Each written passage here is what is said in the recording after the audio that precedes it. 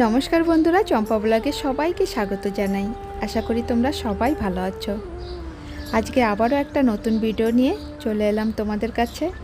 আর আজকের ভিডিওতে দেখতে পারবে বাঙালিদের বাসন্তী পুজোর মূর্তি গড়ানো এবং যিনি মূর্তি গড়াচ্ছেন ওনার বাড়ি কোথায় বা কত বছর থেকে মূর্তি গড়ানো আরম্ভ করেছিলেন।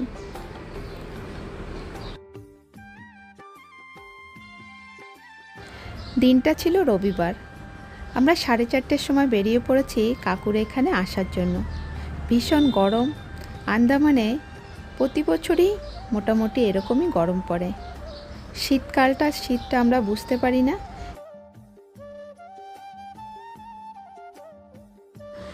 এই সময়টা ভোরবেলায় যখন আমরা গ্রামের দিকে যাই, একটা জিনিস দেখলে অবাক হই। যখন শীতকালটা চলে গেছে, শীতকালের সময়ও আমরা এত কুয়াশা দেখতে পাইনি। কিন্তু এখন গরমকাল পড়ে গেছে, কিন্তু ভোরবেলাতে গ্রামের দিকে এত কুয়াশা পড়ে যে ঠিক মতন সব কিছু দেখাও যায় না। একেবারে অন্য ধরনের একটা ক্লাইমেট আমরা দেখতে পাই।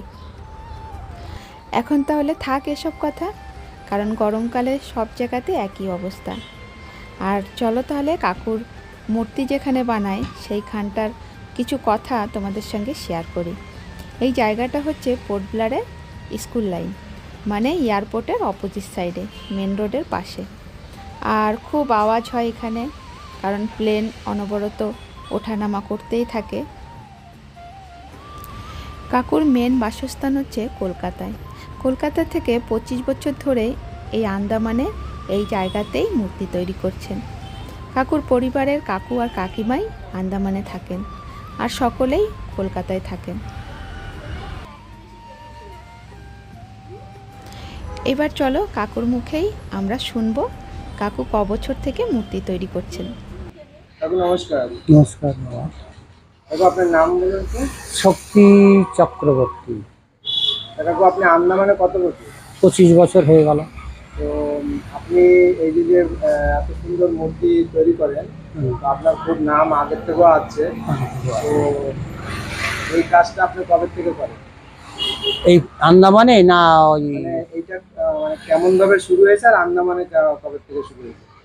আমি প্রথমে যখন কাজ করি তখন আমি কারো কাছে শিখিনি বাবা। ছোট থেকে তখন 15 বছর বয়স, তখন থেকে আমি টুকটাক বিচুলি জড়াই, কাঠাম বান্ধি, করতে করতে করে শিখতে শিখতে তারপরে আমি আস্তে আস্তে ওখানেই কারখানা করে শিখে যাওয়ার পর থেকে কারখানা করি। তারপর বাইরের কারিগরটা নিয়ে এসে আমি কাজ টাজ করাই। আর আন্দামানেই 25 বছর হয়ে গেল। মানে এই প্রতিমাই তৈরি করেন? প্রতিমাই তৈরি করি 25 বছর ধরে আন্দামানে।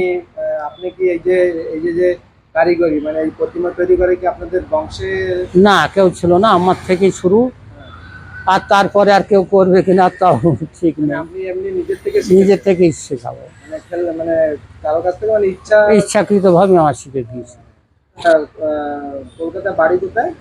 নদিয়া, নদীয়াতে। তো হাঁসখালি থানা আর গাজনা অঞ্চল, গ্রাম চেনারি, পোস্ট অফিস, বাতানগাছ। তো যাওয়া আসা হয়? হ্যাঁ, বছরে 4 বার যাতায়াত করি।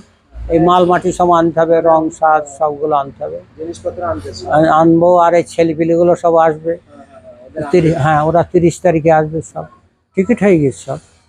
ওদেরকে এখানে রাখা, খাওয়া দাওয়া সব আপনারই? সব আমার এখানে। মানে ওরা কয়েকদিনের জন্য আসবে, কাজ করবে, চলে যাবে? হ্যাঁ, 6 মাসের জন্য আসবে, 6 মাস কাজ করে ওরা চলে যাবে। ওদের কোথা থেকে আনবেন? সব আমাদের নদিয়া থেকে নিয়ে আসবে। নদিয়া, কৃষ্ণনগর, হাঁসখালি অধিকারের ছেলেরা। তো আপনি এই কাজটা কি মেইনল্যান্ডও করেছেন না? হ্যাঁ, মেনল্যান্ড করেছি। ডাইরেক্ট আন্দামানে এসে? না, মেনল্যান্ড করেছি। মেইনল্যান্ডে ধরো 50 বছর এই কাজ হয়ে গেল। 50 বছর হয়ে গেল। আপনার বয়স কত হয়েছে? 67 বছর। হ্যাঁ, 67 হয়েছে। 67 হয়ে গেল। 50 বছর ধরে আপনি এই মাটির কাজই করছি। মাটির কাজ। আর এর মধ্যে লোকালে 25 বছর করেছি কলকাতাতে, আর এখানে এসে 25 বছর হয়ে গেল। মানে কলকাতা আপনি 25 বছর ধরে এই কাজই করেছি। কারিগরের কাজ করতেন, হ্যাঁ?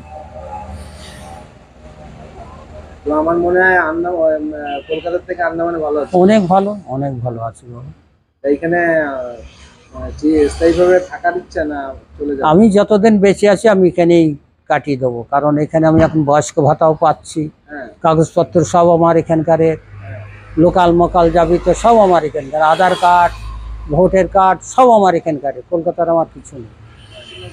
এই যে প্রতিমাগুলো, এই প্রতিমাগুলোর দাম কেমন কাকু? এইগুলো ধরো 30, 35, 40 করে বিক্রি হয় সিঙ্গেলগুলো। আর ওই সময় যে দুর্গাগুলো বিক্রি করি, ওই সময় দুর্গা 60,000, 70,000, 50,000।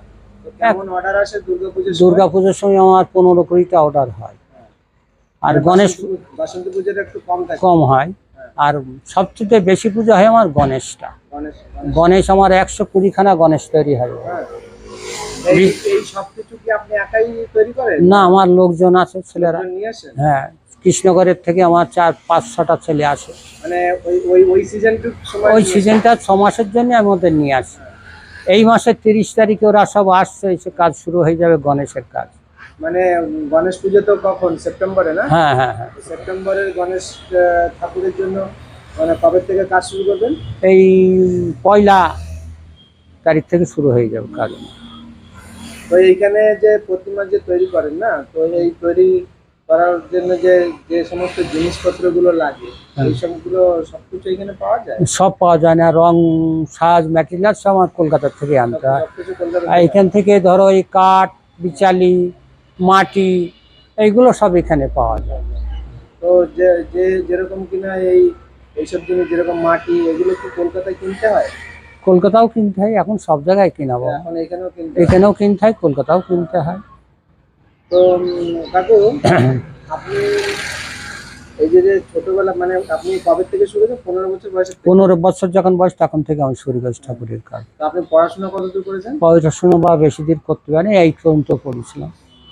8 পর্যন্ত পড়েছি, তার ভিতরে আমি ঠাকুরের কাজ করেছি বাবা, তার ভিতরে আবার এই ব্যবসা বাণিজ্যও করেছি, সবজির ব্যবসা, এই ব্যবসা করে আমার সঙ্গে, খুব গরিব ছিলাম আমরা। সেই থেকে আমার পরে থেকে একটু, এই লাইনটা ধরাতে হ্যাঁ, একটু আমি, দিনটা ফিরেছে। হ্যাঁ, এই লাইনটা হওয়ার পর থেকে আমি একটু যা কিছু পয়সার মুখ দেখছি, সংসারে অভাব অনটনটা নেই। আছে। প্রতিমাগুলো দেখে সবাই পছন্দ করে, আর খুব নাম করে আপনার। হ্যাঁ, স্কুল লাইনের নাম আছে। আমি এখানেই প্রায় 25 বছর বাবা, হ্যাডোতে ছিলাম 1 বছর, হ্যাঁ। ওখান থেকে এখানে চলে আসছি। তো আপনার কলকাতার তুলনায় আন্দামানটা কেমন লাগে? আন্দামান অনেক ভালো, আন্দামানে এসেই আমি সব করেছি বাবা। মানে এইটা তো আপনার এখন একটা ব্যবসার দিক থেকে বলতে পারি। হ্যাঁ, তো এই যে এইটা কলকাতার থেকে এইটা আন্দামানে কেমন? আন্দামান অনেক ভালো বাবা। হ্যাঁ, কলকাতার থেকে আন্দামানে আমার ব্যবসা বাণিজ্যটা। এই জিনিসটা যদি মনে করেন, এই প্রতিমাটা যদি কলকাতায় হতো, তাহলে কত টাকা হতো? এই 15,000 বিক্রি হতো। 15,000। হ্যাঁ। আর এখানে তার ডবল। ডবল 30,000। ডবল হওয়ার কারণে যে এখানে সবকিছু সব জিনিসের দাম বেশি। দাম বেশি। হ্যাঁ, আর সবকিছু বাইরের থেকে আনতে হয়, বাইরের থেকে রং, আনতে হয়, তারপরে রং কাপড় চোপড় সব না। হ্যাঁ। এই জন্যই ডবল। মানে অনেকে বলে যে এইখানে কেন এত দাম? এত দাম আমরা ডাইরেক্টলি ইনডাইরেক্টলি সবকিছু মেনল্যান্ড থেকেই আনি। মেন লাইন থেকে। বাসন্তী ঠাকুরের পুজো কবে? বাসন্তী ঠাকুর পূজা এই 13 তারিখে ষষ্ঠী হচ্ছে, হ্যাঁ। 14 তারিখে শুরু হয়ে গেল সপ্তমী, অষ্টমী, নবমী, দশমী। এই এই এই যে প্রতিমাগুলো কতদিনের মধ্যে তৈরি হয়ে যাবে? এইগুলো ধরো আর 4-5 দিনের ভিতর কমপ্লিট হয়ে যাবে। 4-5 দিনের মধ্যে মানে পুরো কমপ্লিট হয়ে যাবে? পুরো কমপ্লিট। এই জায়গা এবার মানে বাসন্তী ঠাকুরের পুজো কি এরকমই হয়, না এর গতবারও এর থেকে বেশি ছিল? না, এইরকম মানে বাসন্তী পুজো বেশি বেশি হয় না, অল্প স্বল্প হয়। এই দুর্গা পুজো, গণেশ পুজোটাই বেশি হয়। জায়গা টায়গা করেছে? না বাবা, আমি কিচ্ছু করিনি। এই আপনারা জায়গা করবেন না? জায়গা এত করবো বছর হয়ে গেছে না, সবকিছু জায়গা এখানে। পত্র আর করবো না বাবা, আমি কেন? কলকাতায় আর বয়সাই গিয়েছে। এইখানে কোথায় ভাড়া করে থাকে? হ্যাঁ, ভাড়া করে। ভাড়া করে? তাই এত বছর ধরে রয়েছেন, তো একটা নিজের একটা বাড়ি করে নিলে ভালো না না? বাবা, বাড়িটারি, আর একটা ছেলে ছিল, যাওয়ার সময় বিক্রি করে দিয়ে চলে গেলেন না? এর হতো বাবা, এখন আর কেনা সম্ভব না, প্রচুর দাম না। এখন তো প্রচুর দাম প্রচুর হয়েছে। আপনি দাম। যখন এসেছেন তো এখন দাম কম ছিল, তখন দাম কম ছিল। 20-25 হাজার কিনলে 200 স্কোয়ার মিটার জমি যেখানে সেখানে পেয়ে যেতাম। এই যে জায়গাটা, এই জায়গাটা ভাড়া দিতে হয় না? হ্যাঁ, ভাড়া দিতে হয়। কত টাকা? 2 লাখ টাকা ভাড়া দিতে হয়। 2 লাখ টাকা কেমন বছরে? বছরে 2 লাখ টাকা। হ্যাঁ, আর ঠাকুরটা ফ্রি করে দিতে হয়, হ্যাঁ। আর পুজোটাও করে দিতে হয়। আপনি ঠাকুর ফ্রি বলতে মানে এখানে একটা পুজো হয়? এখানকার যে পুজোটা হয় সেই ঠাকুরটা আমি ফ্রি করি, পয়সা মানে করি এখানে না। একটা পুজো হয়, হ্যাঁ, মানে প্রত্যেক বছর দুটো প্রত্যেক পুজো বার হয়। দুর্গাপুজো। এই পুজোটা free? আমি ঠাকুরটা ফ্রি দিই, পুজোটাও ফ্রি করি। পুজোটা আপনি করান? পুজোটাই আমি করি, আপনি নিজে? আমি নিজে। পুরোহিতের কাজটা আপনি করে দেন, তাই তো? পুরোহিতের কাজ করি। আমাদের বংশবাড়িতে সবই পুজো পার্বণ করা বাবা। আমি এই মাটির কাজে শিখে গিয়ে মাটির কাজে আমি করছি, নাই তো আমার ভাই বাবা সব আছে, সব ঠাকুরদার 14 পুরুষ সবই আমাদের পুরোহিত কাজ, পুজো পার্বণ করা এইসব কাজ। যাক এখানে কিছু করিনি বাবা, এইসব এখানে কাজ করে আমি বাড়িতে ঘর করেছি, গাড়ি করেছি, বাজারে দোকান করে দিয়েছি, বাড়ি কৃষ্ণ মন্দির করেছি একখানা, সবই এইখানকার পয়সাই করেছি। তাই বাড়ি এখানে একটা বাড়ি করলে কি হতো যে আপনার ভাড়াটা গুনতে হতো না মাসে, ভাড়াটা গুনতে হতো না। তাই না? মাসে 72,000 টাকা। তাহলে এটা তো আপনার ব্যবসার জন্য, থাকার জন্য যে বাড়িটা আছে ওইটা কত টাকা ভাড়া? ওটা 72,000 টাকা বছরে। বছরে 72? আমি একবারই দিই বাবা, আমি মাসে মাসে আমি দিতে পারি, মানুষের তো আমার ব্যবসা নেই। এই ঘর ভাড়া দিই, এই 2 লাখ টাকা দিই। তারপর আর একটা জায়গাও নিতে হয় দুর্গা ঠাকুরের জন্য, সেখানে 60-70,000 টাকা দিতে হয় সেই জায়গার জন্য।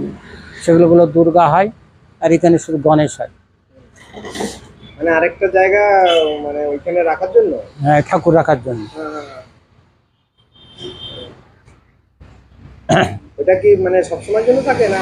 না, ওটা সিজনে, ওরা 6 মাসের জন্য নেই।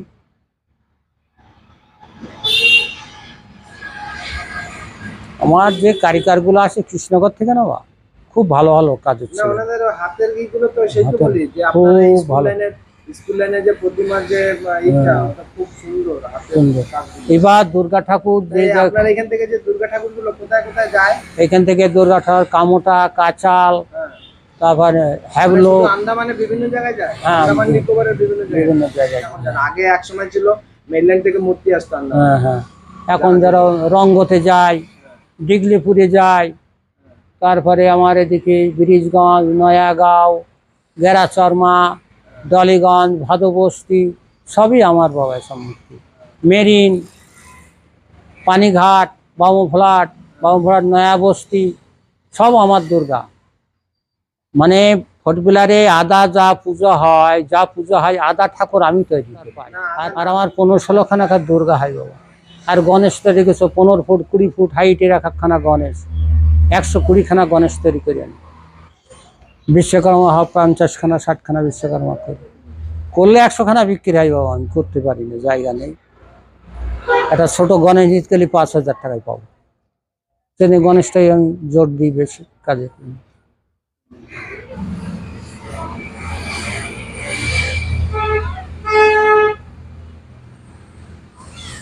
তো আপনার সঙ্গে যদি যোগাযোগ করতে চায় কেউ, মানে এই প্রতিমা গড়া নিয়ে বা প্রতিমা অর্ডারের জন্য, তাহলে আপনার সঙ্গে ডাইরেক্ট আপনার ফোনে যোগাযোগ করলেই হয়ে যাবে। ফোন নাম্বারটা বলতে পারেন? 9679564518।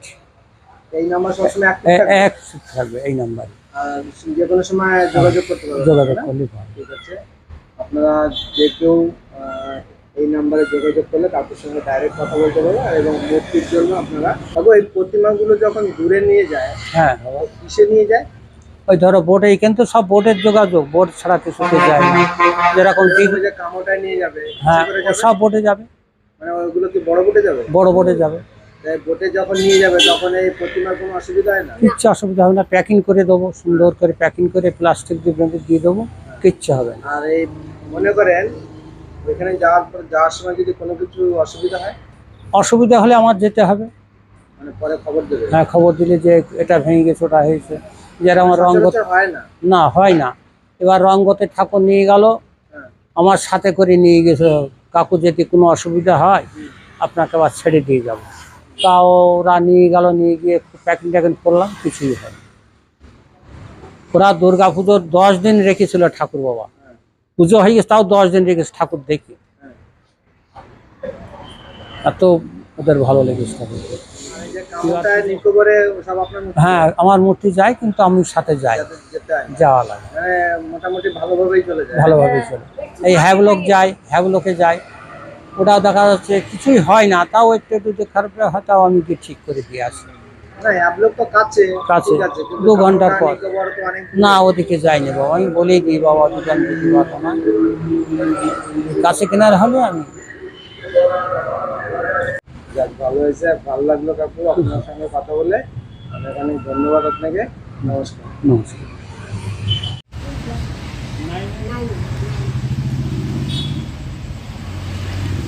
কাকিমাও কি 25 বছর ধরে আছে? কাকার সাথে আমি আছি। তাই 25 বছর ধরে? বাড়ি বাড়ি বাড়ি যাওয়ার কথা মনে পড়ে না? হ্যাঁ, বাড়িতে যাই। তাই হ্যাঁ। তাই এখন গিয়ে এলেন, আবার যাবেন? শাশুড়ি আছে, বুড়ো শাশুড়ি, ও কাজে আনার জন্য। হ্যাঁ। বড় বৌমা বাড়ি থাকলে বাড়িতে রাধাকৃষ্ণ মন্দির আছে, খুব কষ্ট হয় ওনার, ওনার দেখলেও মায়া লাগে খুব। কিছু করতে পারে না, বয়স হয়ে গেছে, 88 বছর বয়স, তাই থুয়ে আমি চলে আসি। কি করব, পয়সা না হলে তার কিছু হবে না। কাজে আমার জন্য খুব, আমার শাশুড়ি খুব কাজে। তা মাঝে মাঝে যান তো না? হ্যাঁ, টাকা শাশুড়ি মাকে আনা যায় না? নিয়ে এসেছিলাম একবার। তারপরে একবার নিয়ে এসে দেখে সব আন্দামান ঘুরিয়ে টুরিয়ে আবার চলে গিয়েছি। মানে ভালো লাগে না এখানে?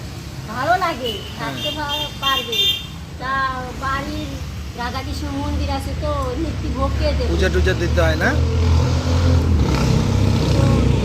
কথা বলবে দিনে দিনে কতবার ফোন করা হয়,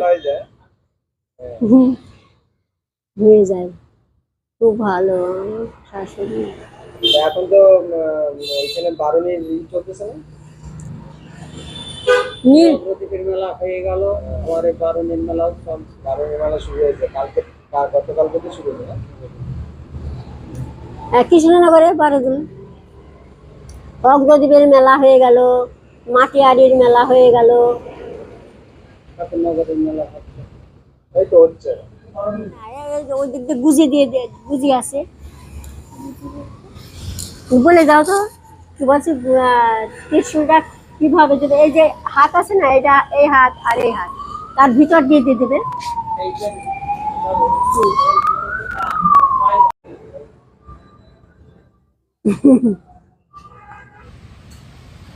আন্দামানের বাসন্তী পুজোটা সব জায়গাতে হয় না, যেমন দুর্গা পুজো সব জায়গাতে হয়, শহর থেকে গ্রামে।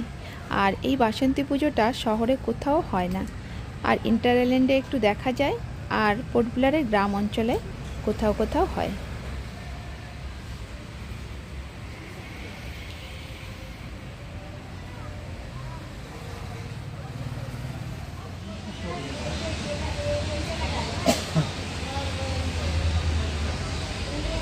যে ছেলেটা করে না, আমার মনে হয়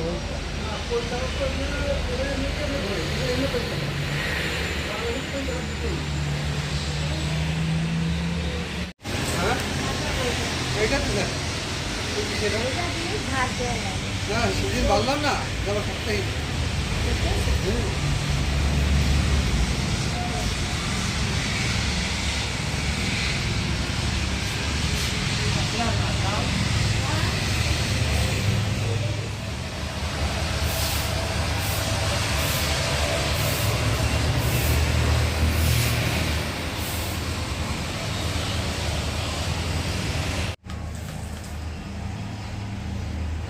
আন্দামান নিকোবরের মধ্যে সবথেকে কাকুর এইখানের মূর্তিগুলোই সুন্দর তৈরি করা হয়, আর কারিগররা তো তোমরা শুনতেই পেরেছো কলকাতা থেকে আনানো হয়।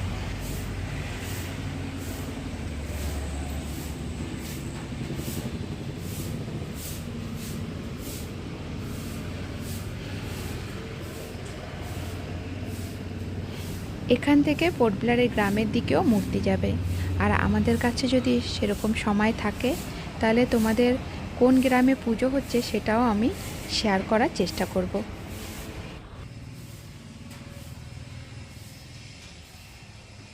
আমরা ছোটোবেলার থেকেই দেখে এসেছি আন্দামানে যত মূর্তি তৈরি করা হয় সমস্ত কারিগরেরা মেনল্যান্ড থেকেই আসেন।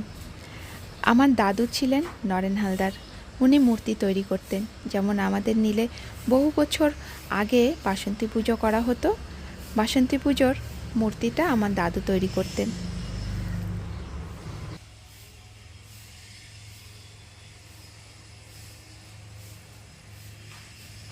তোমরা অনেকে আমার কাছে কমেন্ট করো যে আন্দামানের সব জিনিসপত্র কেন রেট।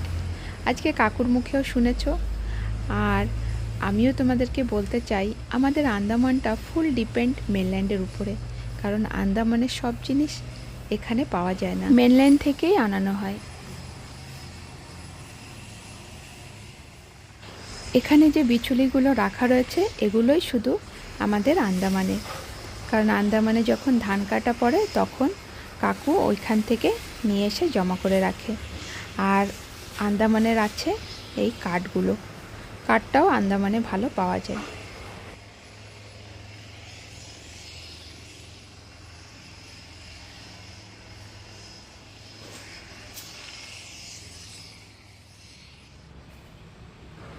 আমরা নেক্সট দিন গিয়ে দেখি একটা মূর্তি নিয়ে চলে গেছে, আর সেই মূর্তিটা ছিল হ্যাবলক মানে স্বরাজ দ্বীপের।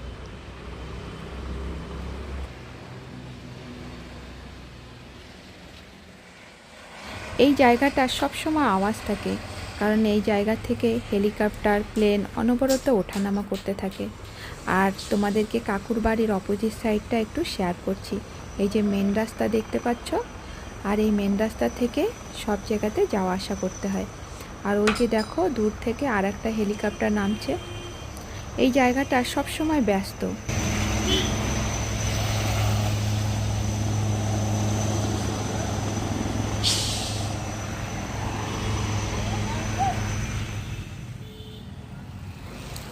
রাত হয়ে গেছে, আমরা এখন বাড়ির দিকে রওনা দেব।